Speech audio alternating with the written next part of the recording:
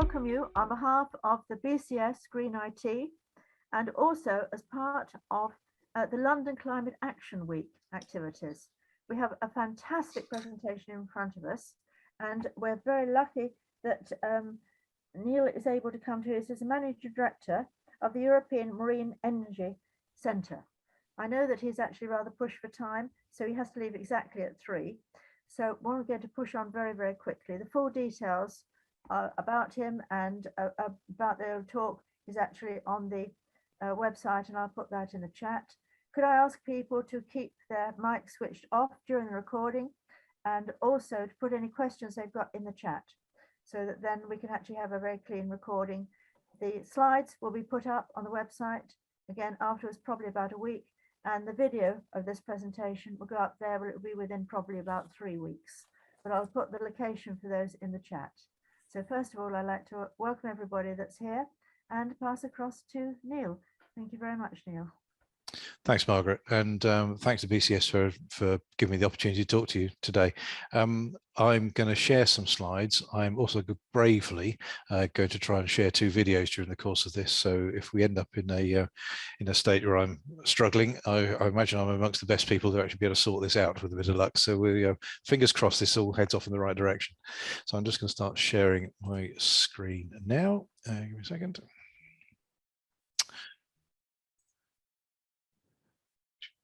Screen.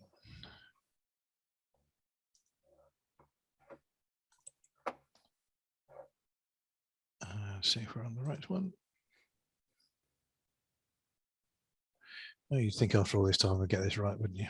Sorry. There we go. So we have got the side ones. Oh, perfect. Yeah. So see the title slide. Is that right, Margaret? Yeah, no, this is perfect now. Good, super. Right. Well, the idea behind the talk was very much about trying to explain what's going on about harvesting the energy, harvesting and harnessing the energy in the sea. So I'm going to rattle through in about half an hour or so a number of slides, just talk about the things that are happening. So the first bit is really, is there energy out there in the sea? And the answer to that is very simply yes. And if we take a look at simply the wave resource, this was something produced by the Ocean Energy Systems team, and the colours, as you expect, in the red colours showing the more intense amounts of energy. And you can see we're probably in the area of 100 to 125 kilowatts per linear metre of wave in some parts of the oceans, particularly the southern oceans. Now, the reason the Southern Ocean is so intense is because there isn't really any land that gets down in the way of the waves. So waves will rattle all the way around the globe. Whereas up in the Northern Hemisphere, the major land masses get in the way. But principally, you'll notice that the red areas are to the west. They're always up against the western coast. There's the western coast, so European coast, and then the North American coast. And the energy that we've got incident, say on Ireland and indeed bits of Scotland, are certainly in the sort of 40, 50, 60, 70 kilowatts per linear meter mark. So there's energy there. The question is, how do you get it?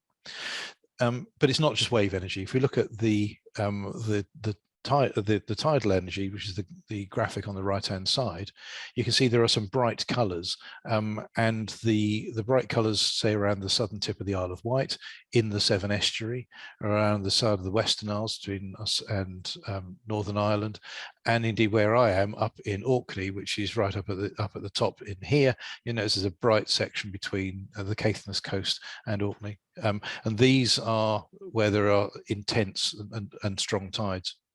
There are also other tides, say around the east coast, say in the Dover Straits and off Norfolk, but in Norfolk the waters are pretty shallow, so there's you can't really get very big machines in there, and in the Dover Straits it's full of ships, frankly, so you really wouldn't want to go there. But there are a number of locations around, and as the previous slide briefly alluded to, this is very much a global endeavour, not just something happening in the UK, but it's happening pretty much all over the world in countries that are recognising that they have energy in their seas. Just for clarity as well, the graphic on the left-hand side showing the wave resource shows wave resource in Scotland and the southwest, and doesn't show any in the middle bit because effectively Ireland acts like a very large breakwater. But of course, Ireland itself has then got those energy resources out west of Ireland. So between us, we've got a significant proportion, and the UK has probably got around 35% of Europe's wave potential and about half of its tidal energy potential. So these are things worth going for. So why is marine energy worth tackling? Well, effectively, it is completely carbon free. You don't burn anything, you just harvest motion. And in the case of waves, you're harvesting potential energy principally. And in the case of tidal energy, you're harvesting kinetic energy. But there's no carbon, no fossils were injured in the course of making this, other than generally the manufacture of the machines.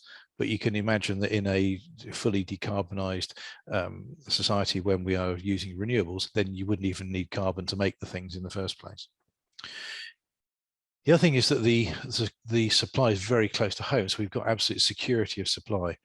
This is in our territorial waters. It doesn't really matter what Mr. Putin thinks of us. He can't turn the waves or the tides off. So having security of supply is becoming increasingly important. And as I mentioned earlier, it's not just the UK that's got these strong resources, it's elsewhere. And so this gives us an opportunity to export the technology. If we crack it, we can export that technology around the world. It's also important to realize that wave energy is actually out of phase with wind. Effectively, what happens is the waves are formed from the wind that blows across the ocean. The further it blows across, the bigger the waves get. And so we find that there are storms, there are strong winds that happen, and the winds turn up on our coast and turn our wind turbines, which are producing the majority of our electricity at the moment. But then the waves tend to turn up a few days later. So there's an opportunity to use wave energy, particularly to fill in the gaps between when the wind drops off and then comes back up again, because effectively waves are a form of stored energy that is built up from the interaction of wind and water for some days before they turn up with us. So they are a smoothing effect. And in the case of tidal energy, of course, it is driven by the positions of the planets. So the position of the Earth relative to the sun, and obviously the moon going around the Earth. So those gravitational forces drive tidal energy, and that's got nothing to do with wind. So having energy that comes from a different source is actually really helpful.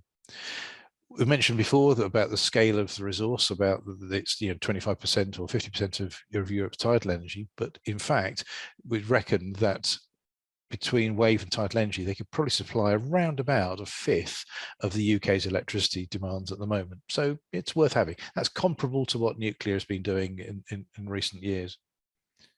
And the other thing that is important to realize is that we are not seeing any evidence of negative effects from harvesting this energy. There are sometimes concerns about, well, if you take the energy out of the tides, you will slow the tides down. Well, it's a problem that we really don't see as being likely to happen, given the simple inertia of the planet and the motion of the water. There is inevitably going to be a change caused by harvesting energy, because you've taken energy from a system, but there's no detectable evidence that we've got at the moment that this is having an effect. And we are looking assiduously to make sure that this is something that we can actually use safely on a planetary level. And in these times now, when frankly we're looking at degrees of economic hardship, the possible birth of a new industry, a new means by which we can generate revenue for the country, really can't afford to be overlooked. And so we believe we've got both the geographical advantage, the energy need, and also we've got the opportunity to build something new which can sustain employment for years to come. And I'll talk more about that in a minute.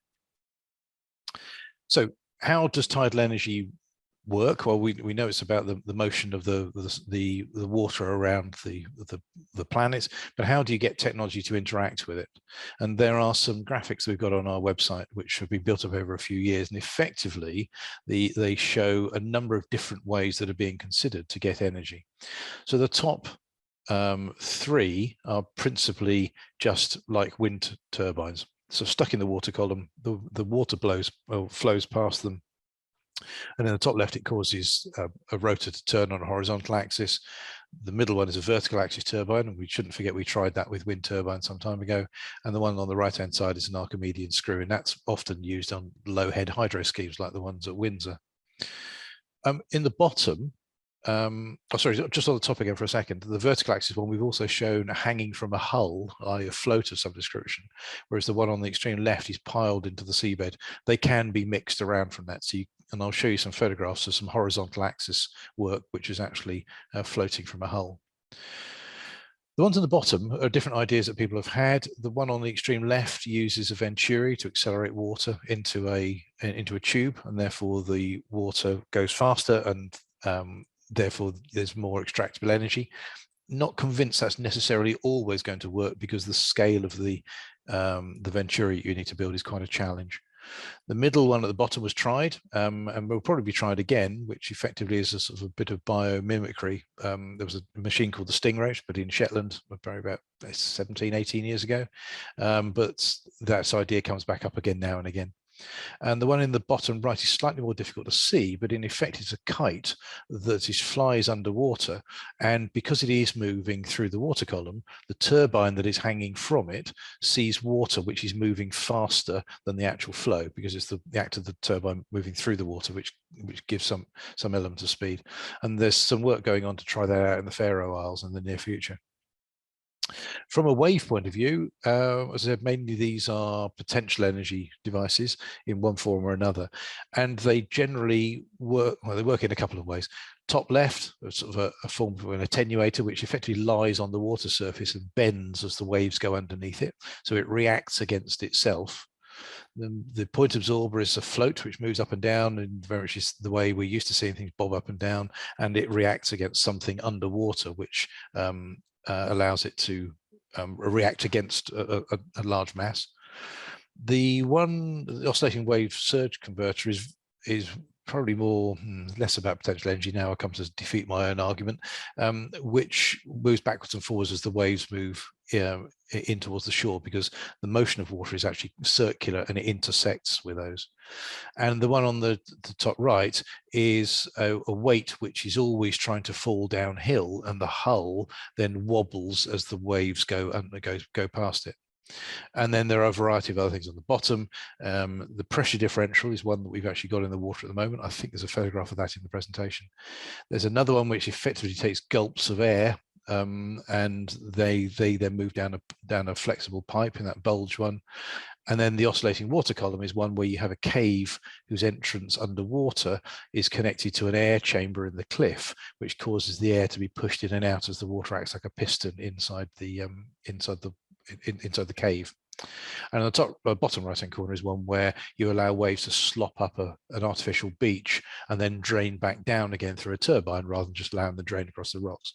So the point is, there's a whole bunch of different ways in which these technologies work, and we're trying a number of them out, and I'll talk more about some of these as we go.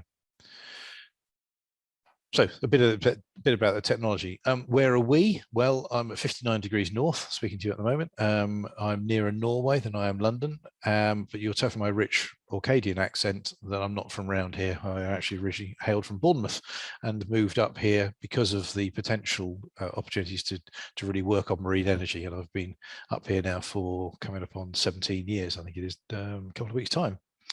But if you think of Orkney, or if you've been to Orkney in the past, you'll have seen really the majesty of the scenery and the archaeology and the waterside towns and the sunsets. You probably don't always necessarily think of it in the other way, which is really as a place where technical innovation is happening. Bottom right hand corner, we're putting up very low energy housing. Bottom left, we're actually producing hydrogen from electrolysis, through electrolysis from tidal energy. Top left are some of the vessels which are being deployed locally to help deploy renewables, and the machine in the top right hand corner is a tidal turbine from a company called Orbital Marine Power. Now, I found there's actually a really good video that they have produced, and I'm going to now rather bravely try and bring that video up. So I'd appreciate if somebody can, in a minute, tell me they can actually see this, and we'll see how we go. And particularly if you can hear it.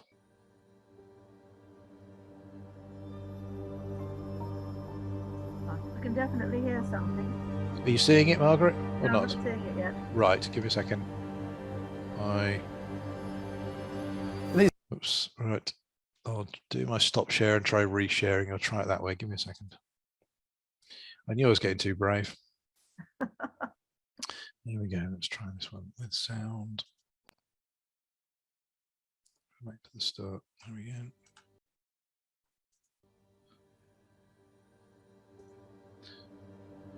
How are we doing now? Yes, I can see. And I can hear. Yes.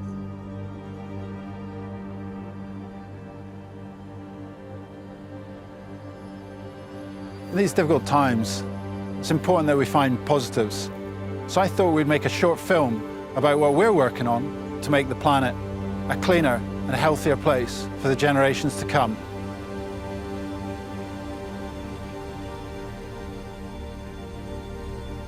Our mission has its origin in space, where the orbits of the Moon and the Sun create tidal movements in our oceans from the forces of gravity.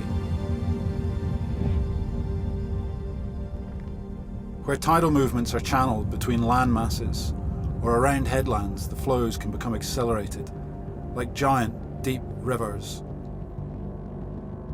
With water being over 800 times the density of air, these tidal streams offer a colossal source of renewable power that is as predictable as the orbits that create them. Our team at Orbital have spent over 17 years developing a revolutionary technology aimed at harnessing this resource, with a mission to provide sustainable clean power to millions of people, homes and businesses around the world. In 2016, we launched the SR2000 at 2 megawatts generating capacity. It was the world's most powerful tidal turbine ever to go into operation. We installed it in the waters off the Orkney Islands in Scotland at the European Marine Energy Centre, where it was exposed to some of the harshest tidal conditions on the planet. Not only did it break records in power production, but it totally validated our novel approach to solving the tidal challenge by attaching turbines to a floating platform rather than a fixed structure on the seabed. That way we can build and install turbines at far lower costs, whilst ensuring we can service them cheaply and quickly, with technicians accessing the turbine like a mechanic stepping onto a boat. The SR2000 was a breakthrough, but we knew we could do better, generate more power and do it cheaper. That's always our goal. So, with over 100 years of engineering experience behind us, and climate change getting ever worse, we set about a redesign knowing we had to be bold. We had to push the limits of engineering and imagination. Through that, we came up with the O2. So the principles of the technology are really simple. We have a main tube structure that acts as our hull, floating on the surface, and that's moored with an anchoring system. And inside there, we have a lot of the power equipment and electrical control stuff. That can be accessed quickly and cheaply on the surface. Now, underneath the hull, we have 2 leg structures. At the end of each of these legs are our power generating nacelles with rotors that are capturing the energy from the tidal currents. And the clever bit of the technology is, we know that we need to do servicing and maintenance on these nacelles. So when we do that, the entire leg structure is hinged so that we can bring it up to the surface to be able to get low-cost, easy access to those nacelles. This is the solution for low-cost tidal stream energy. But building it this size just wouldn't generate enough power. We need to think about doing it bigger, much bigger.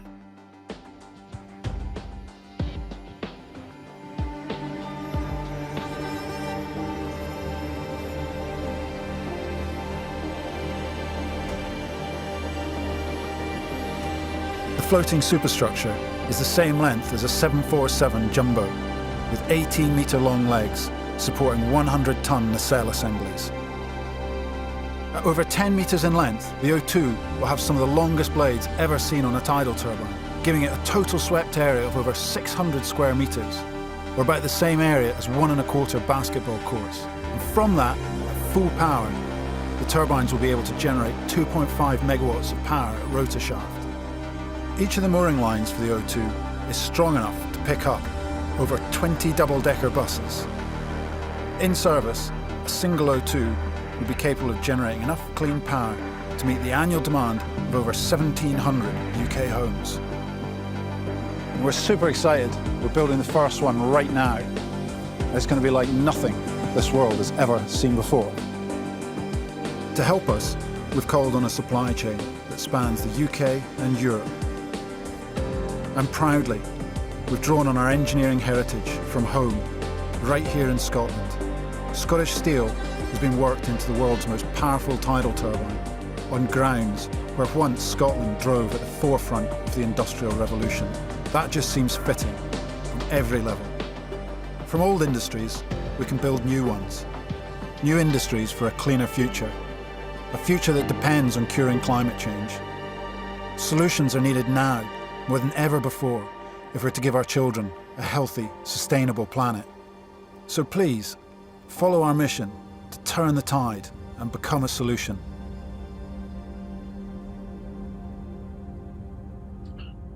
So there you go. I think Andrew says it much more articulately than I can, and now my job is to try and stop it before it goes on to something completely random. So there we go. Oh, I failed there. Never mind. Right, now I'm going to stop sharing and come back to the other screen. Give me a second. That was a wonderful presentation.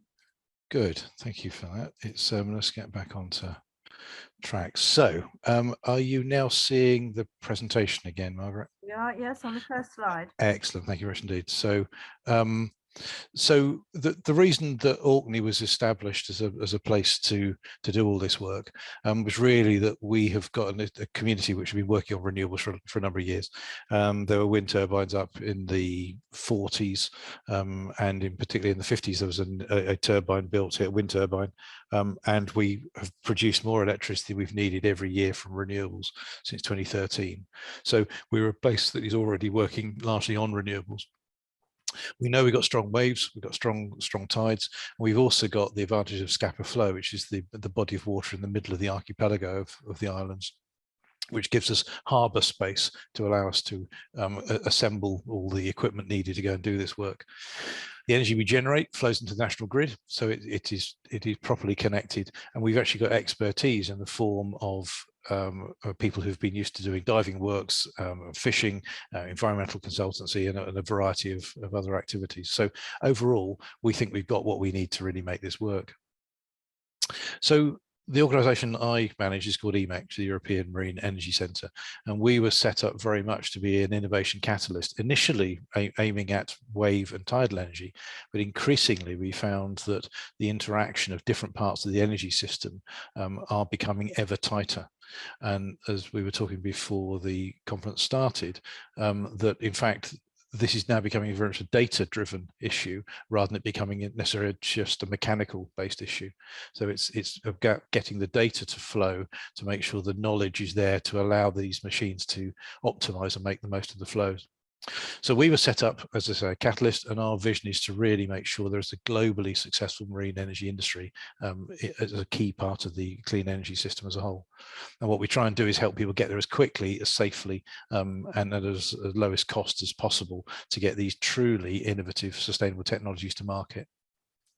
So what have we actually got on our site? We've got two principal sites, and they both have got the same sort of infrastructure. And the one on the left-hand side is a place called Billia Crew, which is near us here in Stromness. And the next thing to the west of Orkney is Canada. So waves come in uninterrupted across the North Atlantic and pound into our coast. And so we've got cables that run out about 2 kilometers to sea, and where people plug their devices, their inventions in on the end of our cables. They can worry about making their stuff work. We worry about the cables, getting the power onto shore, getting it into the grid, and a variety of other back office stuff that we do to help. And similarly, we've got the same sort of thing in the site of the Fall of Warness, which is where that tidal turbine you just saw is moored. Give you some context, we get waves on that wave site on the left-hand side that are 18 meters high on occasions.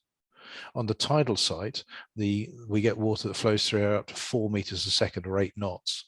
And so that body of water with the red lines going into it, called the Fall of Warness, gets 500 million tons of seawater an hour go through it. So we are playing with big forces. So we have cables that lay on the seabed, substations on the shore that bring the electricity and aggregate it to put it into the grid. We've got switchgear and detailed monitoring systems on land and then also at sea.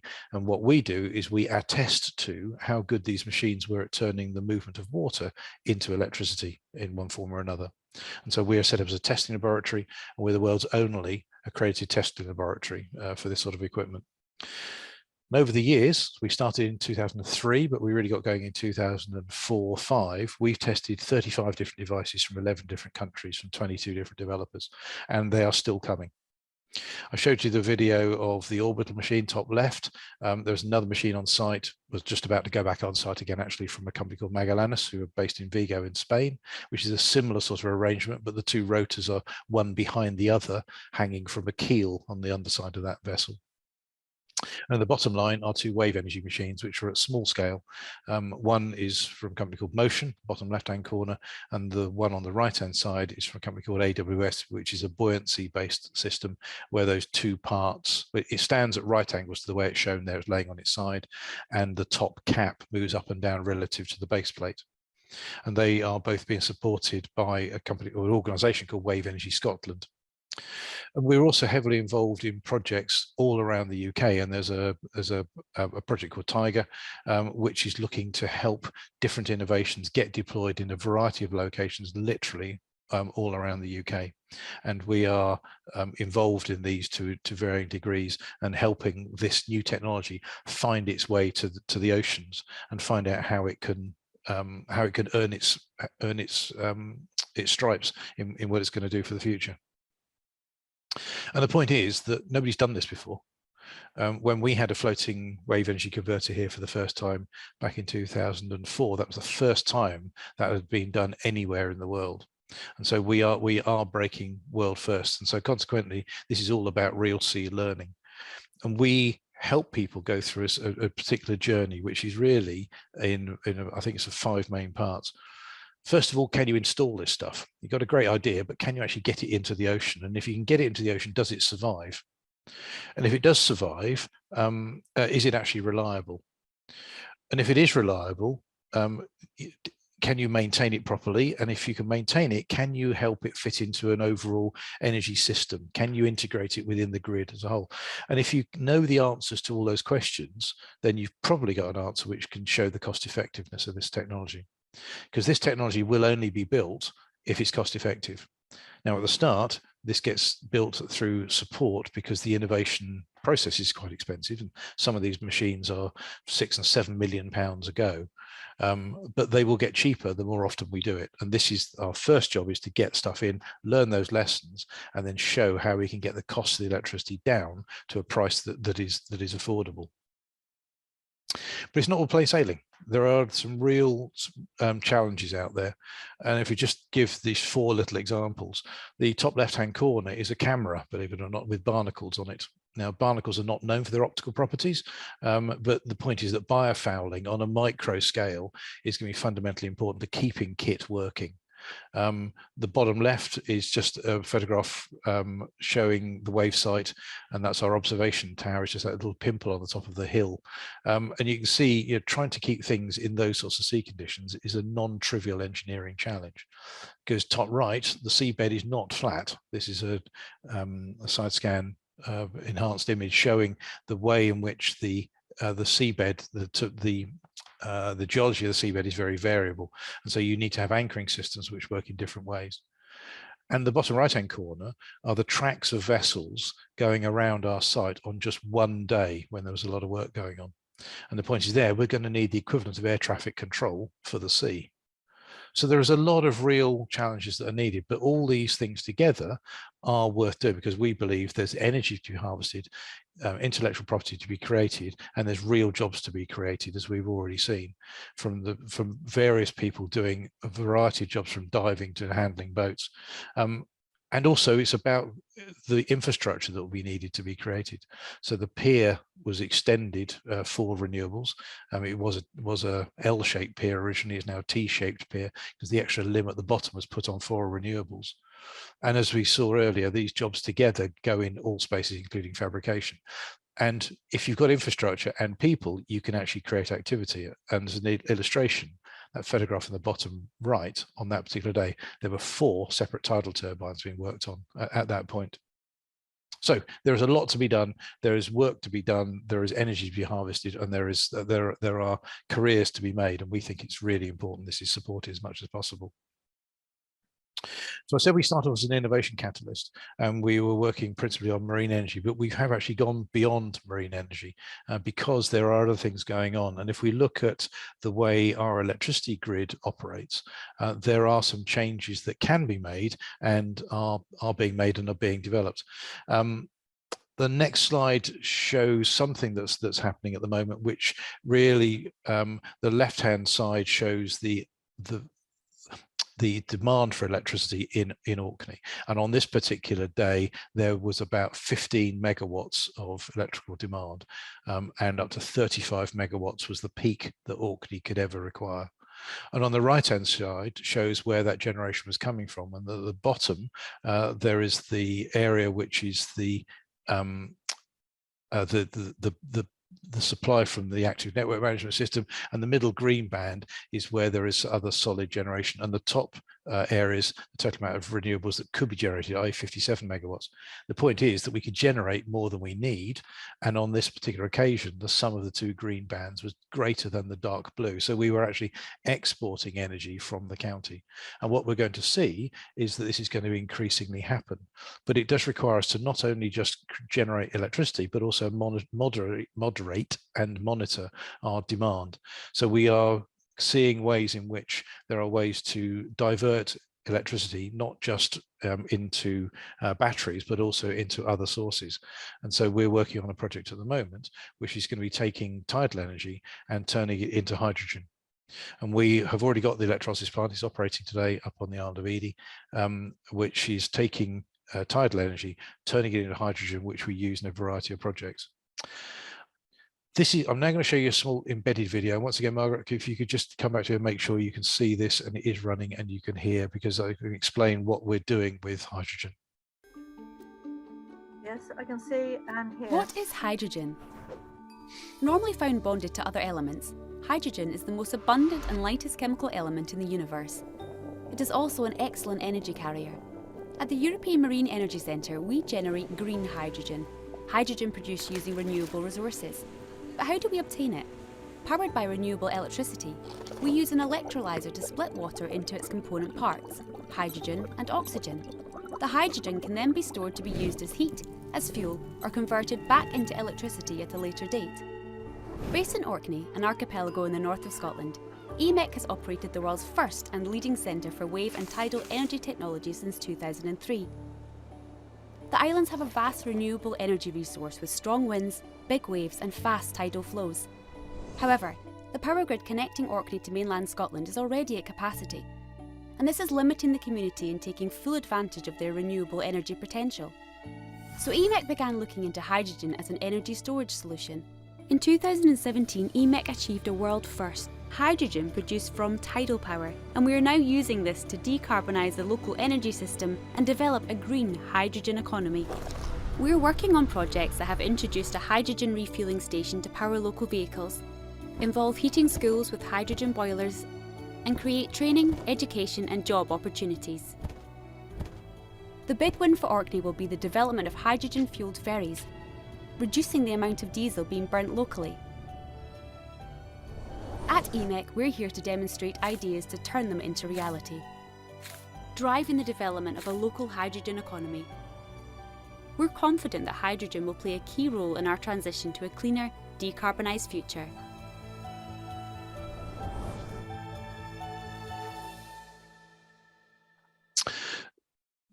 So that explains something of what we've been doing, and the point is what we're doing is linking renewable generation to a form of storage in either as gas or actually in derivatives from hydrogen, because we believe that hydrogen will probably not just necessarily be used purely as hydrogen, but could actually be used as things that contain hydrogen, such as ammonia, which is obviously nitrogen and hydrogen, or indeed synthetic hydrocarbons made from carbon captured from the atmosphere rather than carbon taken from the earth.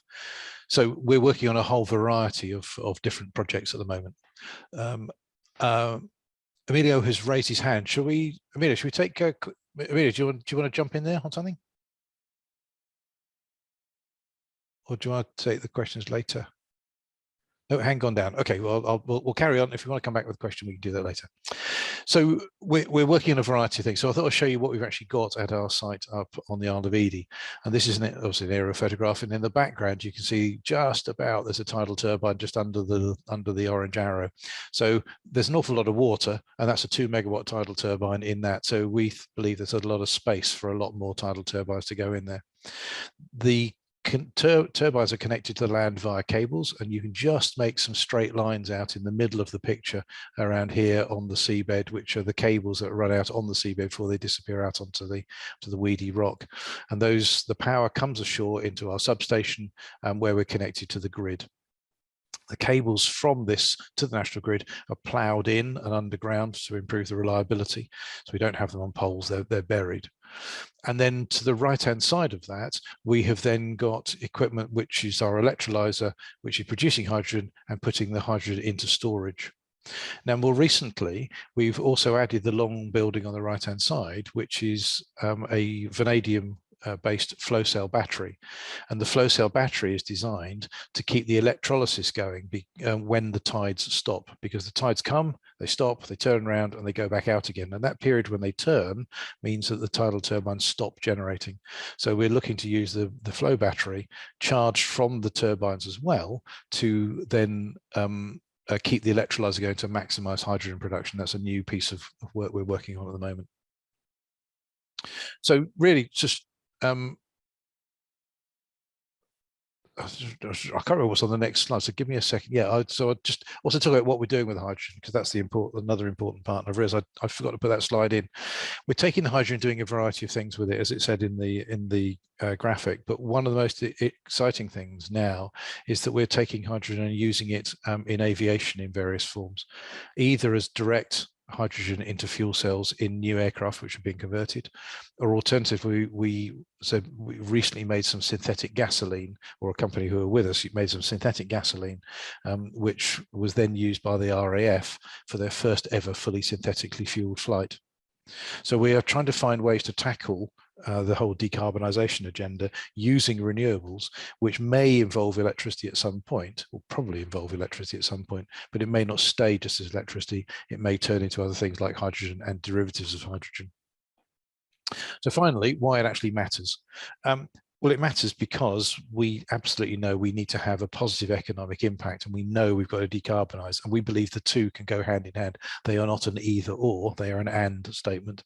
And so we did some recent work to try and illustrate this, which shows that when we were established back in 2003, got operating in 2004, and I joined in 2005, we've had around about £36 million of public investment over the 5 phases of our construction over that period.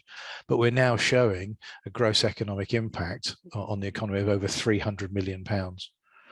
We reckon around just over half of the money that we spend stays in the local economy, and we've secured over £30 million of R&D funding since 2016, and we've been instrumental in helping research of nearly £250 million happen over that period.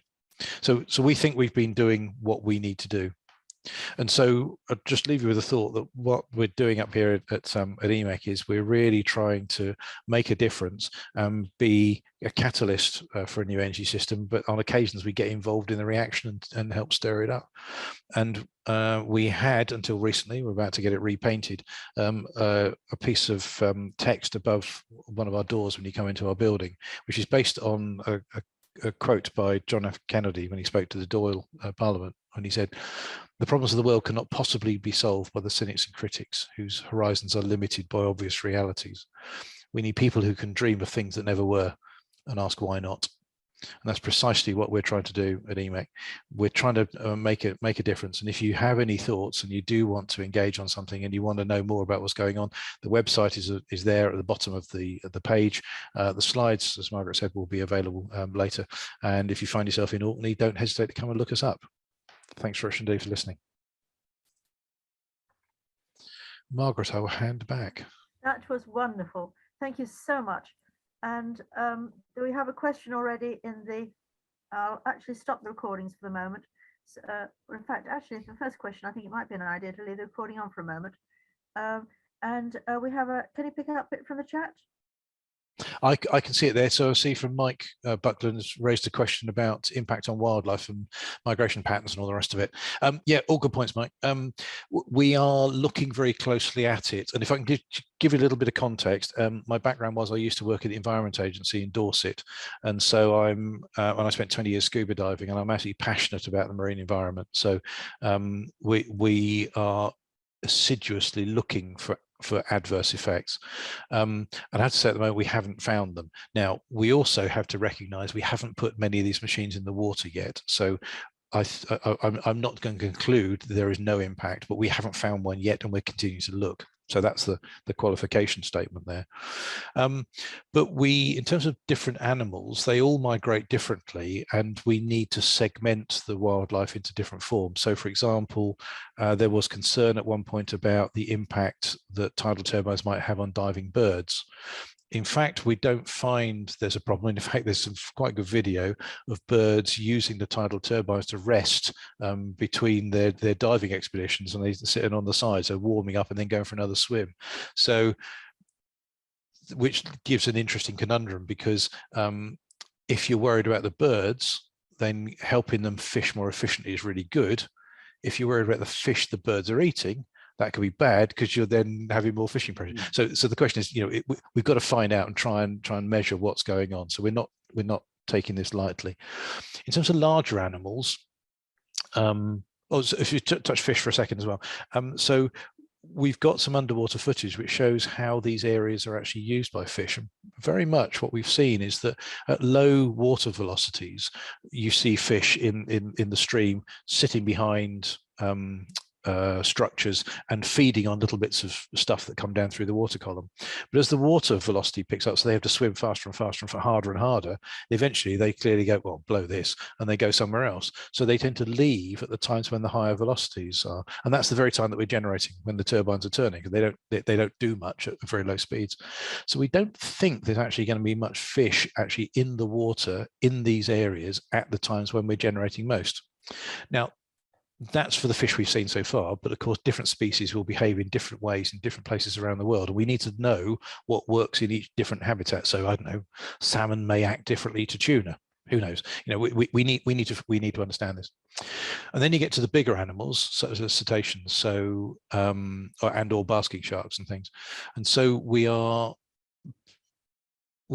being very careful to see what goes on. And what we've really seen is some of the higher animals often come and work near these machines. And we don't know whether they might actually be feeding near the machines, because fish may be in the area feeding on their thing and they can then feed on the fish. Or it may well be that there is some disorientation that goes on. We just generally don't quite know what's going on. We've done work to listen to the acoustic signatures of the machines compared with the hearing ranges of animals to make sure that they're not too noisy, but you sort of do want them to make some noise so they're detectable. And it's just trying to get all these balance points. But at the moment, we're not seeing any adverse effects. We have had wildlife observers on the top of the hills watching what goes on for several years before we put the turbines in the water, and then when the turbines have been in the water, to see if there's any appreciable difference between the two. And the main thing we've noticed is that when boats come, the animals tend to scatter, but when the boats go, then the animals come back. And when the turbines are there, the animals seem to come back. So at the moment, we're not seeing an adverse effect. Jury's still out though. Where do we get to? We have another question. Okay. Kevin. Oh yes, Kevin. How much of your technology is scalable down to rivers and all constant flow? Yeah, interesting point there, Kevin. The technology is scalable, and indeed some of the designs are. Start that again. Not all of the designs are designed to get big. So some of them are designed to be quite small. So there are some people working on on basically riverine turbines. And indeed, I think Orbital have actually done some work where they're looking to put turbines in things like the Rhine. So large, similar sort of bodies of water just moving in one direction. And I know there are people who are working on small scale stuff, say in Canada, where often isolated communities are running on diesel generators. So if they manage to get energy out of the rivers, 6 or 7 months of the year, that would save 6 or 7 months of diesel. There can be other challenges in some other places, like meltwater being full of ice, and with the spring melt, often a lot of logs washing through. So there are some other technical challenges with rivers. There also tend to be limiting in the size, because we can go as big as we can with the turbine because of the depth of water we've got. If we had a much shallower site, obviously the rotors are limited by the depth of water, or just less than the depth of water, because you don't want the rotors banging on the seabed or sticking out into the air. So there are some constraints, but there are ways in which this lot can be turned into a river. And indeed, the first ever tidal turbine that I found a record of was actually under the old London Bridge. So there was actually a water wheel that was there. Currently there was another tidal turbine at Elling, in just outside Southampton, which is an impoundment system where they let the water in to the river estuary and then dam it up and then wait for the tide to go out and then let it back out of the river. So there's a sort of a hybrid system there. At this stage, I think I'd like to ask a question. I think I raised it before we started. Whether you could actually use some of the unused piers, just as in fact in Bournemouth, where I am, we have one pier that's very active with theatre and all the usual things, and the other pier in Boscombe that's actually not used at all by public. Could you fix something at the end of it? Yes, you certainly could. The question I think I'd have is whether it will be worth it. So as luck would have it, I was actually born in Bournemouth, so I know Boscombe quite well, and I know some of the challenges they've had with, say, like the surf reef there, and that is that the waves are not as big as people had really hoped they were going to be, and I think the energy in waves is really a direct function of their height and their frequency, their period. So you don't tend to get very, very big waves in that sort of area. In terms of tides, the tides are not really very strong in those areas. So there are places where there are stronger tides, but you generally don't tend to build piers in areas where there are really strong tides. You tend to try and get out of them a bit, because it's quite hard to bring a ship alongside if there's giving a strong tide pushing you one way or the other. So or alternatively, the piers are built over shallow water to get you to somewhere deep. So by definition, the pier is in a shallow bit, and therefore the amount of water is quite shallow. But there could be some advantages, and we've seen people come up with ideas which effectively come like articulated arms which attach to the piers and cause floats to move up and down. And there inevitably will be some locations where that sort of thing could work. I suspect, however, the energy yields are likely to be comparatively low. But it depends what you're trying to do. If it's a very isolated area and you're trying to do some experimentation and you need a small power source, and the alternative is dragging a diesel generator up the pier and having to bring tanks of diesel to keep the thing going all the time, then some of these isolated sites may have limited opportunities for small scale amounts of power. I can see the advantage in having something that gets you through the surf and gets you out to the water. I suspect that the locations chosen for piers might not be optimal for the energy side of things. Thank you. Is there any more questions? I can't see anything more in the chat. I've obviously bored people to death. There you go. On the contrary, I think it was so many very, very exciting opportunities there. Does anybody else wanted to raise a question? Or actually raise their hand? I think that was a fantastic presentation. Thank you so much. I know that you are very pushed for time. Would it be possible to persuade you to come back another time and give us a further update on this? Because it's an amazing amount of exciting stuff happening.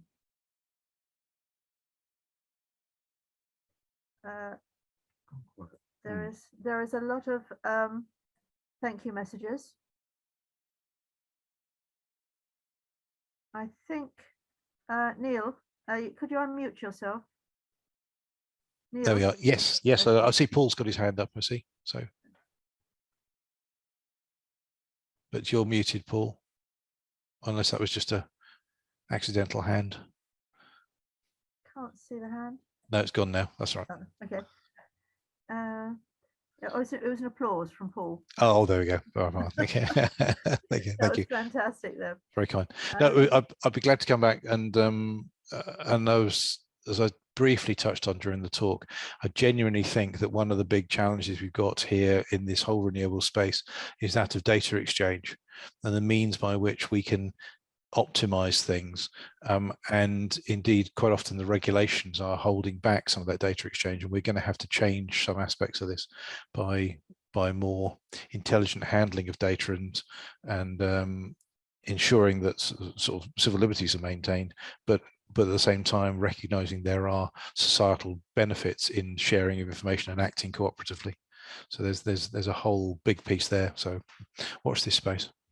What could I actually ask? What is the main problems that stop future development?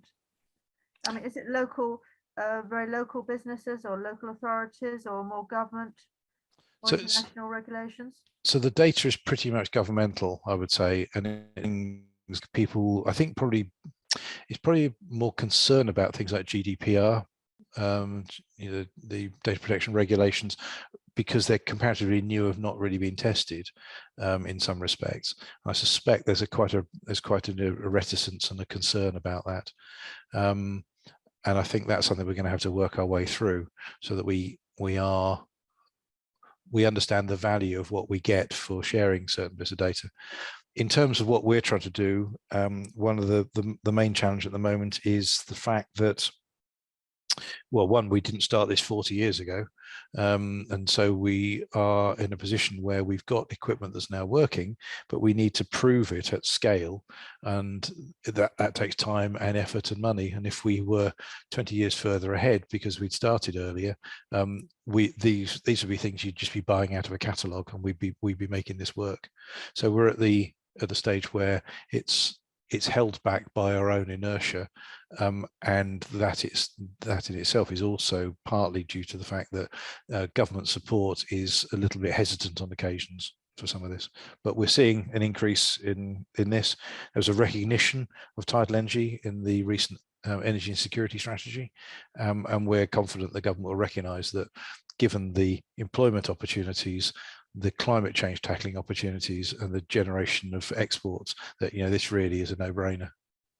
I think this has been brilliant. You did mention before we started about Norway, where they had a system to generate water. Yes, rather, from water temperatures. Yes, that's true. So that we shouldn't just think of the oceans as a means for which we just pull electricity from the means we were talking about, but there's also the heat. So the scale of energy that's stored within the oceans is also huge, and so one can effectively take water from the ocean and refrigerate it by using renewables, and the act of refrigerating it means you liberate the energy from that water. So you make it cold, and that liberated energy can then be used to heat properties.